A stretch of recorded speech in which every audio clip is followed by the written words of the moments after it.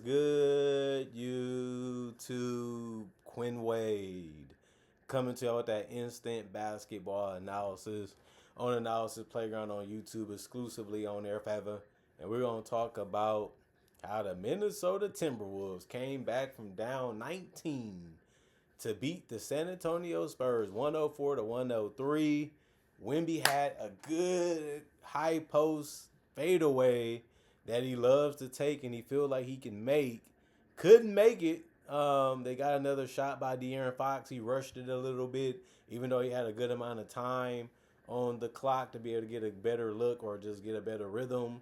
He shot it, missed it. Anthony Edwards gets the rebound and throws it because the game was over because the buzzer sounded.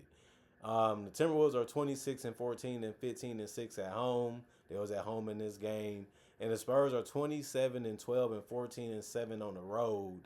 Um, Spurs won the first quarter 31 to 24, the second quarter 24 to 18, the third quarter 30 to 29, and then Minnesota won the fourth quarter 33 to 18, and that was enough to win by 1 point. Harrison Barnes did hit a clutch three, but it wasn't enough. Although every starter ended up getting in double figures in points for the Spurs, they all also had a rebounder more and an assister more in this game. Harrison Barnes, 32 minutes, 13 points, 5 of 11 from the field, 3 of 6 from 3. As long as he's getting open looks and continue to keep the ball moving if he doesn't have one, that's his role besides playing defense. He did all of that tonight. 1 rebound, 4 assists, 1 turnover, 1 offensive rebound. That was his only one. 1 personal foul in the +7 and plus minus. Julian Champagnie did a good job grabbing rebounds in this one. He had 10 total. Finished with a double-double because he had 36 minutes played with 14 points got in 4 or 9 shooting from the field and 3 of 6 from 3. And 3 of 3 from the free throw line. He also had 1 assist, 1 turnover, 2 offensive rebounds, 1 personal foul, and was a -1 and plus minus. Just a good game. He does a lot of things for this team besides shoot threes, and the rebounding has been something that he's been really great at this season, and just being open and finding ways to do that throughout the game helps too. Victor Wembanyama only played 27 minutes. He had 29 points. That was game high for the San Antonio Spurs in this one, and it also was game high in general for both teams. 8 of 18 from the field for him, 3 of 9 from 3. He did go 10 of 10 from the free throw line, which is great to see. But he did settle a lot in this game. That's the curse of being victorious. All the shots look good because you're taller and longer than everybody, so you don't really feel like you're taking a bad shot. But it always makes me seem like he could just take better ones. He can just get closer. He can just do a little bit more. And his handle has improved. His patience has improved. And he's just becoming a better scorer each and every game and each and every year. So it's crazy how good he is already. He's already one of the top 10 players in the league easily. And he still has a lot more to learn and a lot more to get better at.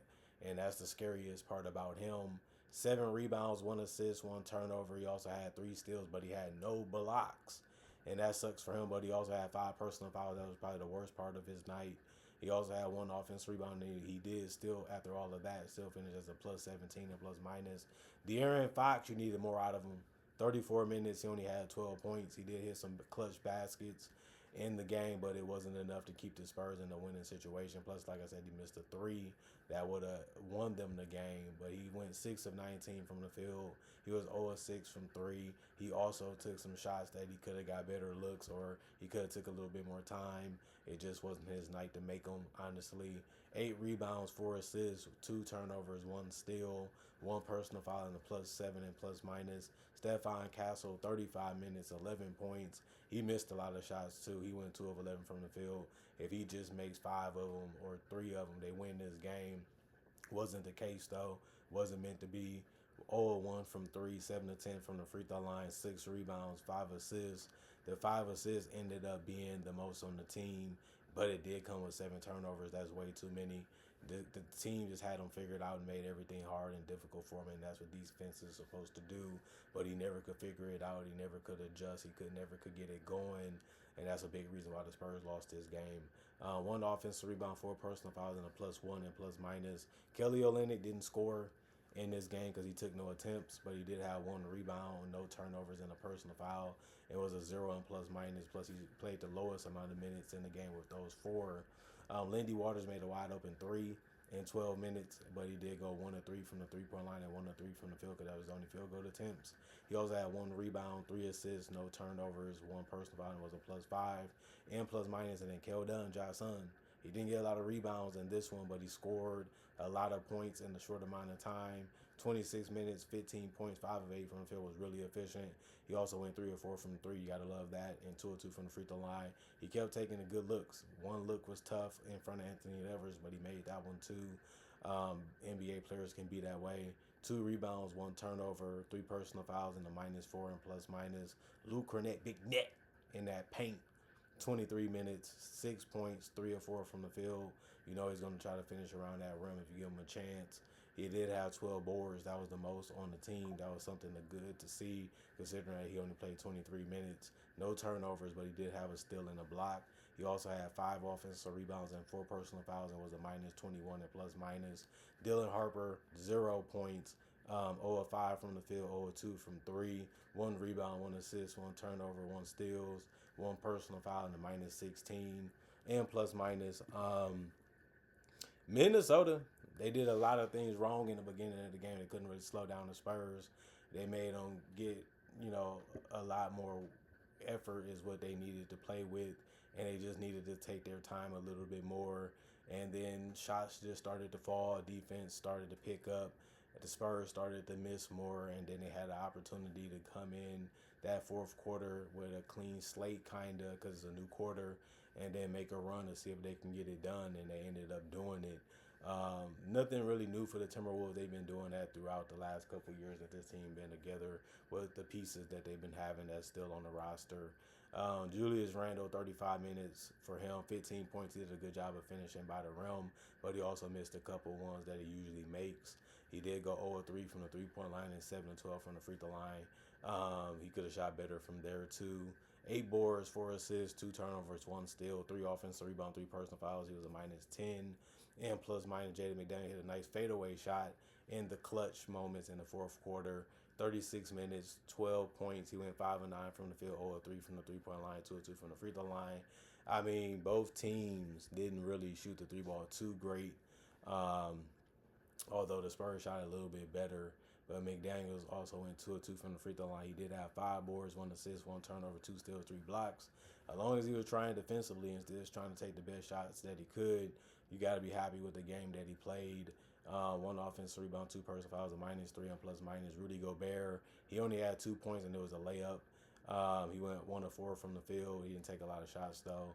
He also missed all his free throws, 0 of 2 from the free throw line, but he did have 14 boards. That was the most on the team. That's what he's out there to do, is protect the rim, make things challenging, make things difficult. I think he even made Wemby, conscious of that. Now I got to figure out to do this. Now I got to do this. Now I got to do this. Now I got to do that just to get a basket. Well, as long as he's working for it and got to think through it, you did your job as a defender. 3 assists, 1 steal, 1 block, 4 offensive rebound, 3 personal fouls, and a -14 and plus minus. Dante DiVincenzo, 38 minutes, 19 points, 7 of 16 from the field, 5 of 12 from 3, 9 rebounds, 7 assists. The 7 assists was the most on the team. He also had 2 turnovers, 3 steals, and a block, 1 offensive rebound, 3 personal fouls, and a +3 and plus minus. He's going to throw up a lot of threes. He's still going to be able to drive it. He's still going to be able to make you pick, do you want him to drive or shoot the spot ups. He can also get out in transition too. So he's just a solid player. And his playmaking is getting better. His 3-point shot is getting better.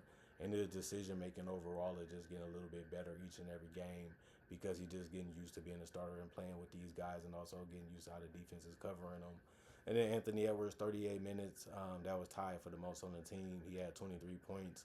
He went 10 of 21 from the field, took the most shots on the team, as he should. He also went 1 of 5 from 3 and 2 of 5 from the free throw line. He had 2 rebounds, 3 assists, no turnovers, which is something that you would be surprised to see, as many times as he was going one-on-one or trying to create his own shot.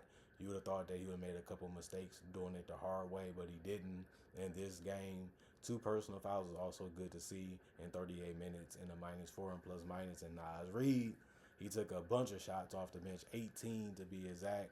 7 of 8 from 18 from the field in 31 minutes, 17 points, 3 of 7 from 3. He finished with a double-double because he had 11 rebounds. He was the only guy on the team to get a double-double. He also had 2 assists, 2 turnovers, 2 steals, and a block. He can do that, and he did step it up when he needed to. 3 offensive rebounds, 2 personal fouls was a plus 23 and plus minus. Mike Conley, 12 minutes, 4 points, 1 of 1 from the field. It was a 3 that he made. And other than that, he was able to get 2 assists with no turnovers. He did do a personal foul. It was a -6 and plus minus. Jalen Clark, 9 minutes, 2 points, 1 of 2 from the field, 0 of 1 from 3. 1 assist, 1 turnover, 1 personal foul, 0 and plus minus for him. Bones Highland, 12 minutes, 10 points, 3 of 8 from the field, 2 of 7 from 3, 2 of 2 from the free throw line, 1 rebound, 1 turnover, 1 block, 2 personal fouls, plus 16 and plus minus. Timberwolves shot 90 shots. They made it at 43%. The Spurs shot 88, 39%, 38 threes attempted by the Spurs. They made it at 34%. 39 from 3 from the Timberwolves, 31%. 25 free throws from the Timberwolves, 56%. That's a lot of free throws, and they almost missed 10 of them. That's a crazy amount because the Spurs shot 25 also, but they made theirs at 88%. Timberwolves did out-rebound them by 1, 50 to 49. 23 assists for the Timberwolves, 19 for the Spurs. 9 turnovers for the Timberwolves. Did a good job of taking care of the basketball while the Spurs had 14. That was something that the Timberwolves needed to happen to get back in the game. They had 9 steals. The Spurs only had 6. They had 7 blocks. The Spurs only had 1. 12 offensive rebounds. The Spurs had 10. 38 defensive rebounds. The Spurs had 39. And 19 personal fouls. The Spurs had 22. This game ended up being an ugly one sometimes because both teams really stepped it up defensively and really made each other work for it. You had to find a way to dig deep in your bag to be able to win this one, and the Timberwolves did.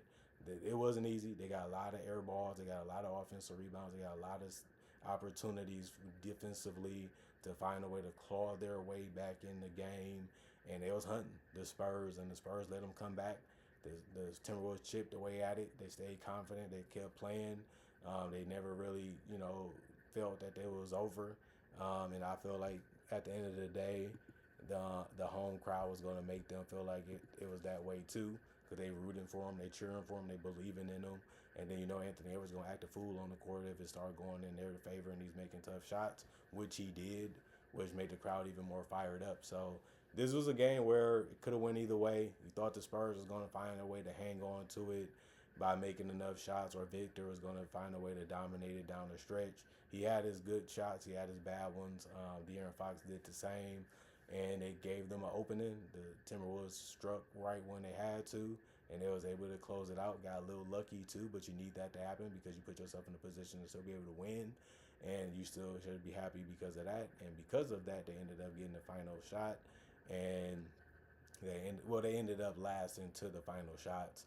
And it was just not on the Spurs side to be able to make them, and that's why the Spurs ended up losing a tough one against the Timberwolves. But to be up by 19, and you have some of the best players in the world on your roster, and you have some good support players around them, you got to figure out how to just win by 2. You got to figure out just how to win by 3. I mean, it don't have to be the greatest win ever. You still got to win a game when you're up that much, even going into the fourth quarter. You still couldn't find out a way to make a couple of shots and get a couple of stops to stay ahead. I mean, it happens, but the Spurs, if you're going to be a championship team, you got to do that. Not every game is going to be the greatest performance, but you still got to find a way to close them out if you want to be the team at the top of the mountain at the end of the season. Comment, like, subscribe, share, hit the notification bell to get the analysis when it first come out. Y'all stay blessed up. Y'all stay good. Peace. And I'll see y'all later today with more analysis, hopefully.